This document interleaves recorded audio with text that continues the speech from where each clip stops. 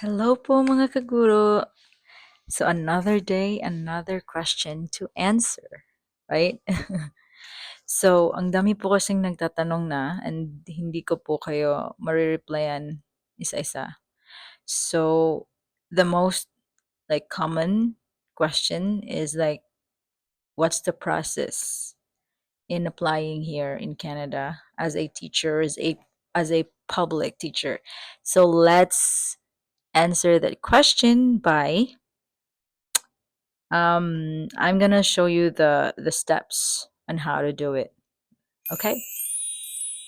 So step one is to choose the province you want to teach. So yeah, sinulat ko kasi baka makalimutan. So education in Canada is provincial and not federal. So you must be certified by the province where you want to work. Okay, so you need to choose. For example, kung gusto nyo sa British Columbia, you need to search kung paano yung teaching license nila doon. Ang alam ko yung British Columbia, Saskatchewan din, Manitoba, not sure, but like mostly sa mga provinces ay nagaano na sila ng pathways to teach muna. I-evaluate nyo yung mga credentials nyo sa pathways to teach and then tsaka kayo, so kung may result na kayo, tsaka kayo pwede mag-apply na sa district. So yung akin, yung una ko talagang in-apply is yung British Columbia. Wala pang pathways to teach nun, kaya direct yung pag-apply ko ng license sa British Columbia nung sa akin. I think I started it 2023. Yeah, I started applying for BC because I have a plan to come here. So that's my first step talaga na ginawa. And then, so sa Alberta, yung twins, sa Ontario, OCT, New Brunswick, masa-search nyo naman kung paano, right? So, nandyan si Google. So, you can search it and how to have a teaching license in those how to get teaching license in those provinces. Okay? So, ang dapat nyo lang din malaman is yung immigration process nila, 'di ba? So sa British Columbia, um last time nung binasa ko, I think nag-pause sila sa PNP for teachers but baka naman okay na. Sa Alberta, as of now, ineligible pa yung mga elementary teachers to apply for PNP. That's another way to do PR, but we still have another pathway, which is express entry. So there's still a pathway, right? But it can be tedious to do, or like a waiting game, because it's, the easiest to do is the PNP, but express entry, nasa ano ka siya, general pool yung profile natin. So, yun. As long as willing lang mag-extend yung employer for working permit. So, willing din tayo mag-wait. And then, yeah. So, first step, choose the province you want to teach in. And then, research on how to get their teaching license. So, kung nakapag-decide ka na kung sang province ka pupunta, get your teaching license na.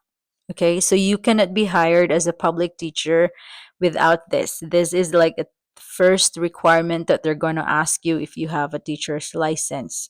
So basically, the requirement is you have a bachelor degree, teaching practicum, teaching license from the home country or other countries if you have. Um, some of them will ask English proficiency, but in my case, it's Alberta. I just submitted certificate of English as a medium of instruction. Same with BC back then, but I don't know now if it's still the case. Okay, so certificate of medium as a no certificate of English as a medium of instruction. Yun yung binasa ko for the license, and then yeah, so sa credential evaluation, yung mga ibang provinces, yun yung may mga yung British Columbia, Saskatchewan, I think, and then New Brunswick din, nag-ano sila sa pathways to teach muna. Pa-evaluate nyo yung credential nyo bago mag-apply sa ano talaga nila, district website. So, yun. And sa na-notice ko lang, sa West, nagpa-evaluate din ako, di ba? So, sa West, 4 years degree sa Pinas. Like, for me, Bachelor of Elementary Education, 3 years lang dito. Kasi, I mean, 4 years, yung 1 year, inad nila sa high school natin kasi under ako sa, like, wala pang K to 12 nun. So, kulang yung years of education. So, inad nila doon sa secondary and then the 3 year, consider nila na graduate talaga ng bachelor kasi 3 years lang dito, di ba? Bachelor ka na and then sa masters pa din. But nagva-vary talaga siya per province. Pero na ano naman, meron din akong, I mean, na-release yung license ko sa Alberta. But nung nagpa-TQS ako, yung Teacher Qualification Service, yun yung mag-identify talaga ng years of education mo for your salary. So, ang findings lang nila sa akin is yung 2 years ng bachelor's degree mo inad sa secondary and then 2 years lang yung bachelor. So, paano? 'Di ba? So, buti na lang may master's degree ako na na-add. Kaya na-consider pa din na bachelor degree ng yung years of education ko dito. Third step is prepare your documents while waiting for license.